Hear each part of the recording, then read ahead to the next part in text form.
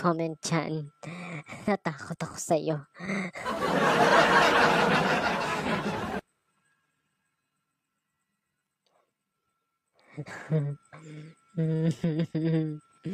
Loko ka. Buhay pa ako, be. Lumalaban sa buhay at may pangarap pa. Bakit? Ikaw, kumusta ka na? Kumusta ka na, ha? Sagutin mo ko. Charis. Ay, be. Hindi ko pa kailangan bumisita sa inyo. Sorry po. Lumalaban pa rin po sa buhay kasi may pangarap. So, bibisita po ako sa inyo if dads na tayo. Charis!